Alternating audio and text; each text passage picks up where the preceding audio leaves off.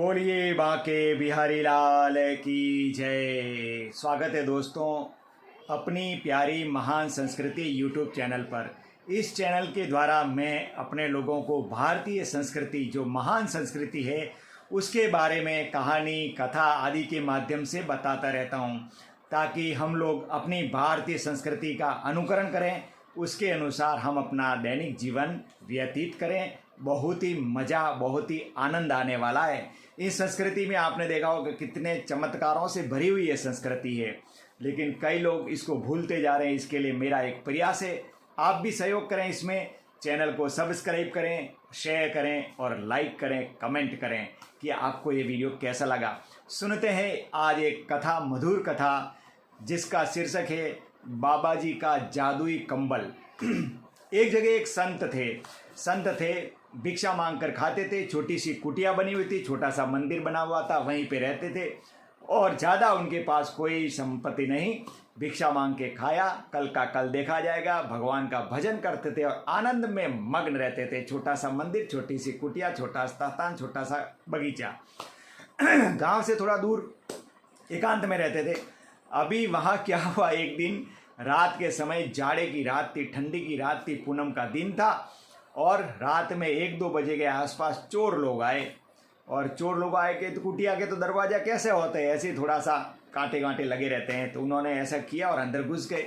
संत की नींद खुल गई। बोला अरे 3-4 लोग तो देखते पहचान में आ जाते हैं ये कौन लोग हैं। तो उन्होंने पहचान लिया कि ये तो चोर लोग हैं।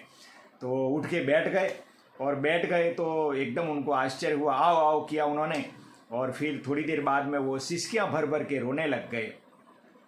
तो वो चोर भी स्तब्ध रह गए। बोले यार ये क्यों रो रहे हैं, क्या बात है, क्या हो गया इनको। तो उन्होंने उनको पूछा, क्योंकि चोरों को सामान कुछ दिखाई नहीं दे रहा था, अब चोरी क्या करें। अधिकतर चोर लोग मंदिरों में सोचते चलो दान दक्षिणा होगी, दान की पेटी होगी, सोने के जेवर वगैरह होंगे, वो ले जाएंगे, लेकिन वहाँ तो ऐसा कुछ हाथ नहीं लगा उनको। तो इसलिए फिर उन्होंने कुटिया में प्रवेश किया था। अब उन चोरों ने ही पूछ लिया कि आप क्यों रो रहे हैं, आपको हमने तो कुछ न तो कहा है न कुछ किया है, मारपीट भी नहीं, कुछ भी तो नहीं किया, आप रो क्यों रहे। तो बोले कि मैंने नहीं रोने का बहुत कोशिश किया, लेकिन क्या करूं, सिसकियाँ उमड़ पड़ी। बोले क्यों, कारण क्या है। बोले कारण ये है कि मेरे यहाँ पे आज दिन तक कभी कोई चोर नहीं आया। यानी कि चोर वहीं जाते हैं, यानी कि जो पैसे वाले लोग होते हैं, जिनके पास में धन संपदा होती है या सम्राट होते हैं, वहाँ पे चोर जाते हैं। लेकिन मेरे गरीब के यहाँ पे चोरों ने आके मुझे आज सम्राट बना दिया है।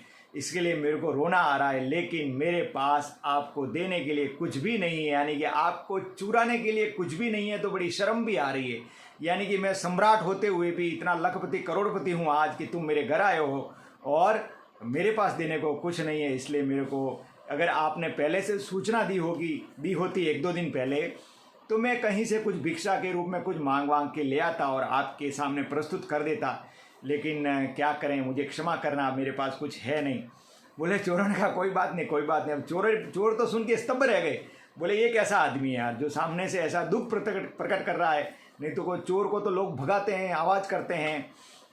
बोले हाँ हाँ बिल्कुल, लेकिन मुझे तो बड़ी खुशी, क्योंकि इतने जाड़े में, इतनी ठंडी रात में, जब कुत्ते भी सो रहे हैं, भयंकर सर्दी का मौसम है और आप लोग मेरे द्वार पर आए और मैं शर्मिंदा हूँ, मुझे आपको देने के लिए कुछ नहीं, लेकिन मैं आपको कुछ दूंगा जरूर। मेरे पास ये कंबल जो ओढ़ के सोया हूँ, ये आप ले जाओ, क्योंकि और तो कुछ है ही नहीं है। बोले नहीं, मुझे हमको कंबल वंबल नहीं चाहिए। बोले नहीं, इनकार मत करना, क्योंकि पहली बार तो आप आए हो, किसी संत के द्वार पे आए हो पहली बार, इसलिए आप इसको लेके जाओ और बड़ी खुशी से लेके जाओ, इनकार मत करो भाई।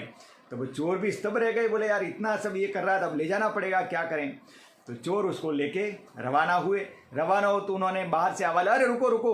तो चोरों ने सोचा अब क्या है भाई, कि ऐसा है कि तुम मुझे दरवाज़ा, ये थोड़ा सा है ना आगे जो मेन गेट है, वो थोड़ा ऐसे बना के रखा था लकड़ियों का, इसको बंद करते हुए जाना और मेरे को धन्यवाद जरूर दो। तो चोरों ने सोचा ये कैसा आदमी है, पहली बार आज किसी आदमी से मुलाकात हुई है, नहीं तो इतने दिन तक तो संसारी लोग होते हैं, भगाते हैं चोरों को, ये तो पहली बार ऐसा आदमी देखा हमने। बोला अच्छा ठीक है, धन्यवाद, बस ठीक है आप जाओ। अब वो भी संत भी भगवान का ध्यान भजन करके वापस सो गए। अब देखा तो वो जो एक ही कंबल था उनके पास, और उसके बाद तो वो निर्वस्त्र, उनके पास कोई वस्त्र नहीं, उसी को बिछाया, उसी को ओढ़ के सो रहे थे, लेकिन वो भी चोरों को दे दिया। अब क्या हुआ, कुछ दिन के बाद में वो चोर पकड़ में आ गए तो उनसे सब पूछताछ होती है, कोई भी पकड़ में आया कहाँ का चोरी की, बोले ये हमने एक वहाँ गए थे, वो संत महात्मा रहते हैं नगर के बाहर, वहाँ से ये कंबल लेके आए हम लोग। तो अच्छा कंबल लेके आए हो, ठीक है। तो पूछताछ होती है, तो फिर उन संत महात्मा को बुलाया जाए। तो बुला के अगर वो संत महात्मा कह देंगे कि हमारे यहाँ से कंबल चुराया है तो आपको कड़ी सज़ा होगी। पहले जो भी चोरियाँ की वो सब माफ़, लेकिन क्योंकि ये संत महात्मा को सभी लोग जानते थे, वो बहुत अच्छे संत महात्मा थे, एकांत में तपस्या करते थे, तो फिर तुमको वो कह देंगे तुमको कड़ी सज़ा होगी। तो अब वो संत महात्मा को बुलाया गया और मजिस्ट्रेट के सामने संत महात्मा को पूछा, इन्होंने आपका कंबल चुराया क्या? बोले नहीं ये तो भले भले लोग हैं, ये आए थे मेरे पास, लेकिन मैंने इनको कंबल दान में दे दिया, मतलब उपहार स्वरूप दिया इनको, कंबल ले जाओ भाई कंबल तुम, और इन्होंने मुझे वापस धन्यवाद दिया, मैंने कंबल दिया, इन्होंने धन्यवाद दिया, हिसाब किताब बराबर हो गया, इसलिए मुझे इनसे कोई शिकायत नहीं है, ये बड़े अच्छे लोग हैं, इनको कोई सज़ा मत दीजिए, अच्छे लोग हैं। इतना कहा और उन चोरों को तो मजिस्ट्रेट ने छोड़ दिया। अब छोड़ दिया तब चोरों को तो मन में जो इंसान बैठा हुआ था वो जागा, क्योंकि हम जानते हैं कि प्रत्येक व्यक्ति के अंदर भगवान तो सूक्ष्म रूप से निवास करते ही हैं। तो चोरों के अंदर भी मनुष्य जागा उनका। वो फिर दूसरे दिन संत महात्मा के पास दिन में गए, माफ़ी वाफ़ी मांगी, उनके चरणों में पड़े और बोला महात्मा जी बहुत बड़ी भूल हो गई, आप भी हमें ये सत्संग का लाभ दीजिए और अच्छी बातें सिखाइए हमें। बोला कोई बात नहीं, ये हम कंबल लेके गए थे लेकिन कंबल से हमको कोई लेना नहीं था, ना आपने दिया, ना ऐसा सब करने लगे आप, हम आपके पास ही रोज़ आया करेंगे, इधर सत्संग सुना करेंगे।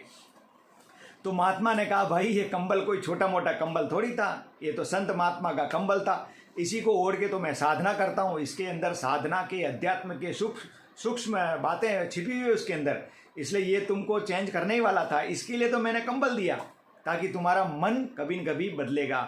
उस दिन तुम रात में आए थे, आज दिन में आए, तो उस दिन चोर बन के आए थे, आज तुम शिष्य बन के आए हो। तो फिर बिठाया उनको भी कथाएं बताई सुनाई, और फिर बाद में वो नियमित रूप से आने लगे और उन चोरों का चारों पांचों जो चोर आए थे उनका मन परिवर्तित हो गया और वो भी अच्छे लोग बन गए और इस तरह अच्छा जीवन व्यतीत फिर करने लगे सत्संग में आने से।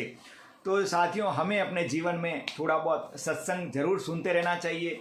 मंदिर हो, आश्रम हो, वहाँ पे थोड़ी देर जाके सेवा जो भी हो सके वो करनी चाहिए। संत महात्माओं के चरणों में बैठकर कुछ अच्छी बातें सुननी चाहिए, सीखनी चाहिए और समाज में उसका हमें अनुकरण करना चाहिए।